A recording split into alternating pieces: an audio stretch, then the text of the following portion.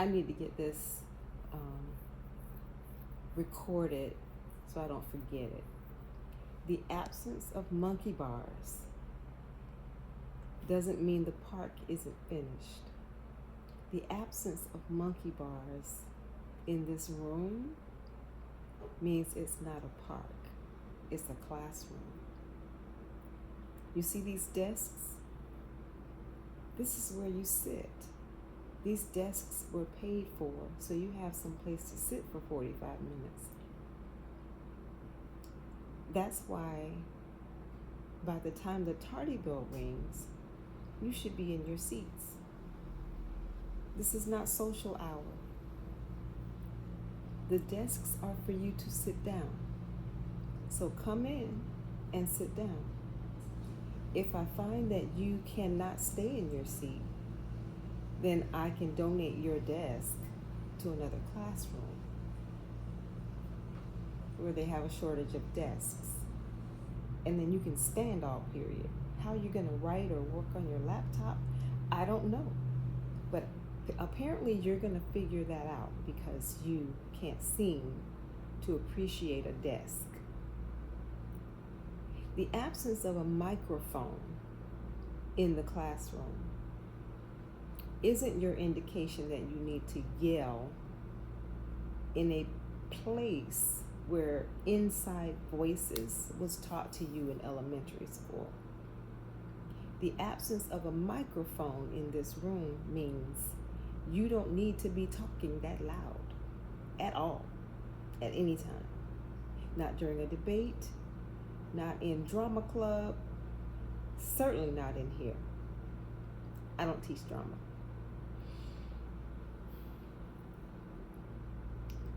Give students a tour of your classroom. Don't even let them in on the first day until they line up outside your door and they are quiet. And then as they go in, you check them. Why is your hoodie on? Why are you wearing a hoodie, depending on the school? Why is your backpack not clear or mesh, depending on the school? Why is your phone in your hand? Did you not hear the announcement? I heard the announcement, yesterday's announcement, the day before announcement, last year's announcement. The announcements don't change. Turn off the phone, put it in your backpack. Or, I'm going to teach you this statement. Here's the statement. Good morning or good afternoon, Dr. Scott. I can't seem to follow the rules regarding the cell phones, so I'm going to give it to you. I'm going to place it in your collection basket. First thing when I walk in the door.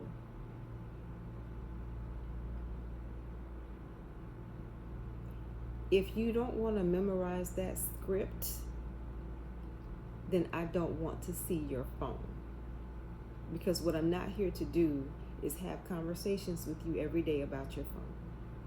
And I won't come here every day and have conversations with you about your phone. For those of you who liked being sent out last year and who would misbehave intentionally to be sent out, you're not going anywhere this year. And you're going to behave. You're going to do both. You're going to behave and you're going to stay here and learn. Because that's what you're coming to school for. If you are learner averse, if you just don't like learning, you just don't like it, I'm going to give you a template so that you can write your parents an impassioned letter and let them know why you would prefer staying home. Why, in fact, you insist on staying home.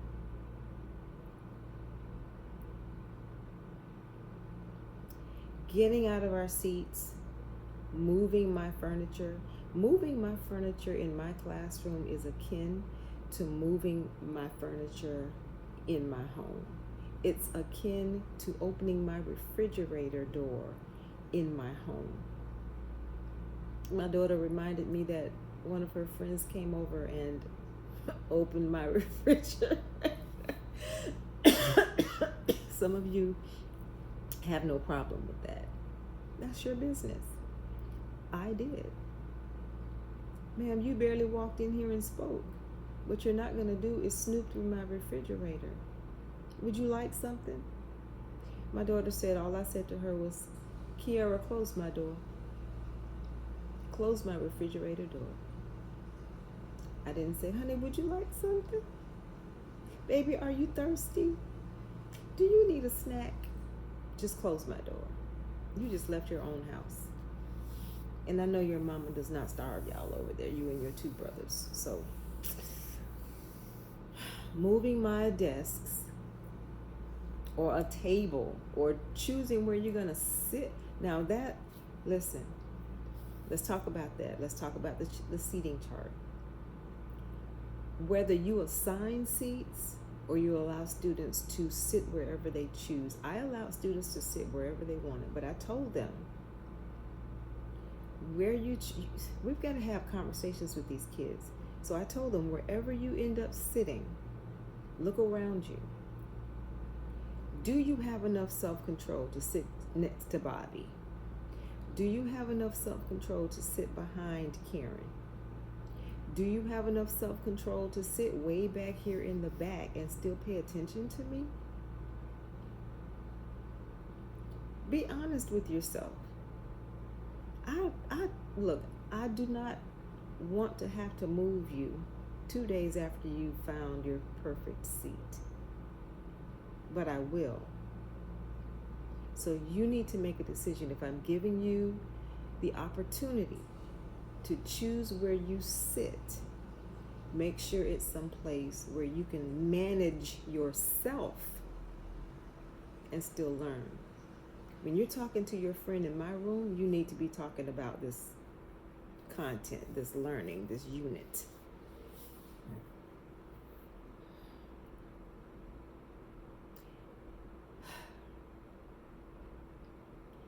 There should never be a time when a student feels like, or a group of students, or a couple feels like they can come into your room and move things around to suit them.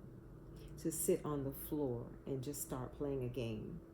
To move 2 desks to the back of the room and cuddle while this one is doing the work for this one, and they're just going to turn both of them in. Why is that a problem? Some of us think that's cute. And maybe it's depending on our culture and where we're from. But in my room and at every school I've attended, I've expected the administration to establish the culture. And then I attempt to model that as much as possible in my classroom if I like it. And what I mean by like it, I have to like a culture. And the cultures that I like are the ones that help the student understand this is our environment. We want you to feel like it's also yours. But if what you're bringing here is not conducive to learning, we cannot embrace that. And pulling desks around and repositioning furniture is not conducive to learning. Can I just sit way back here by myself? For what though? For what though? For what though? If I say get with a partner and you refuse because you prefer working by yourself, that's not conducive to understanding what partnerships are. It's not conducive to understanding what collaboration is. So my answer will probably be no. You can't move anything. You can choose to sit, and once you do, that's the only privilege you're getting.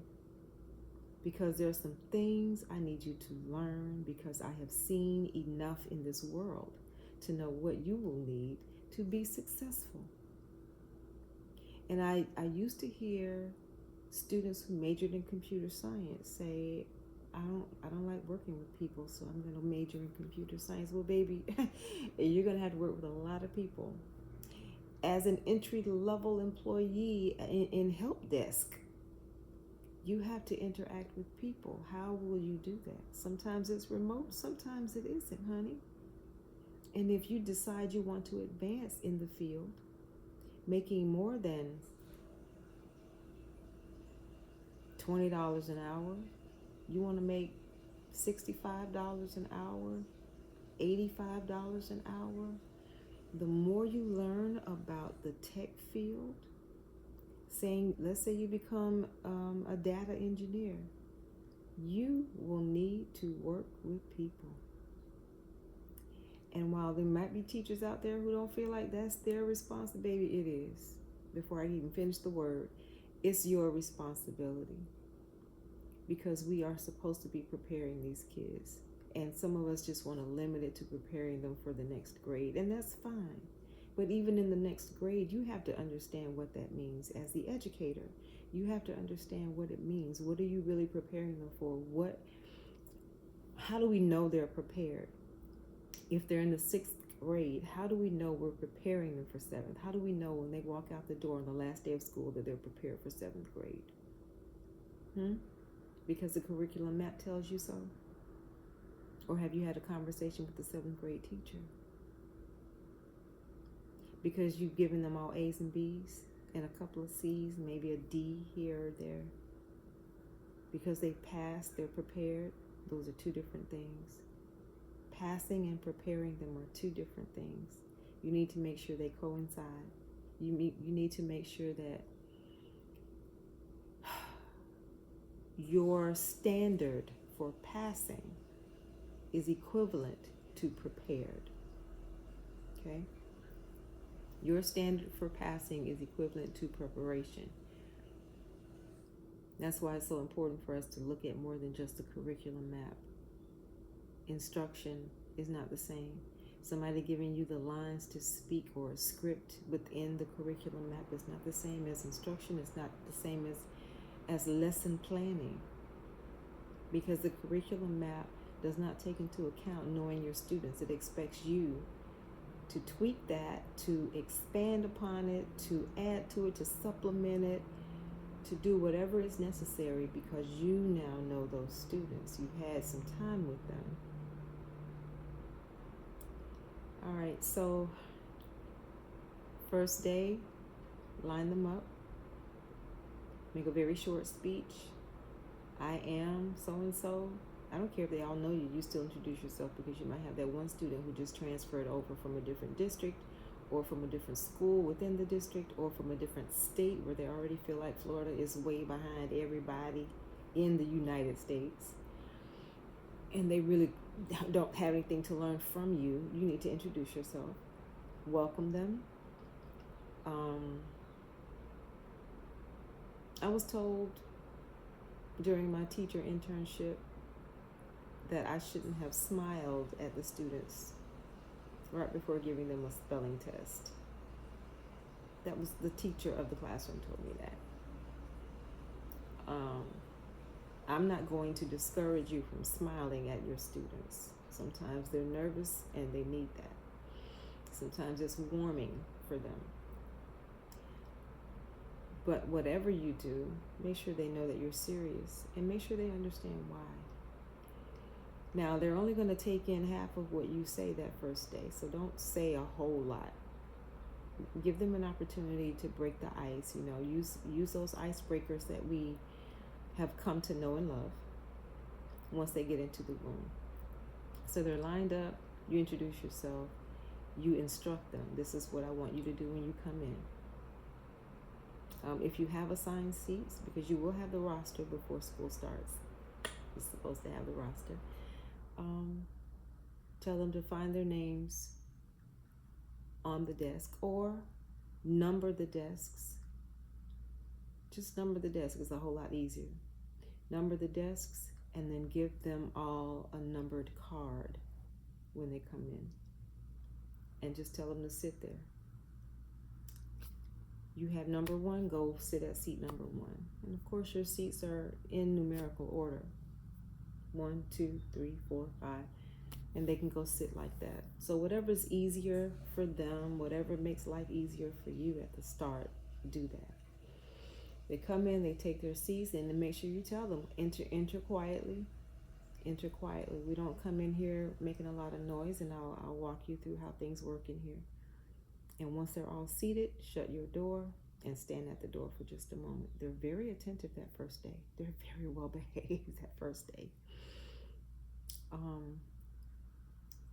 Any idiotic questions that you hear, and remember we used to hear there's no such thing as a stupid question. There's no such thing as a dumb question. Yes, there is. You may not agree with that, and that's wonderful for you. But I've heard some. So one thing I would squash on day one is we want to make sure that the questions we ask lead us to advancing our knowledge, lead us to growth. So think about the question before you ask it. Always raise your hand before you ask. You need some control, and you need it at the beginning. If they can just blurt out questions, it becomes a major issue later on down the line. They need to raise their hands.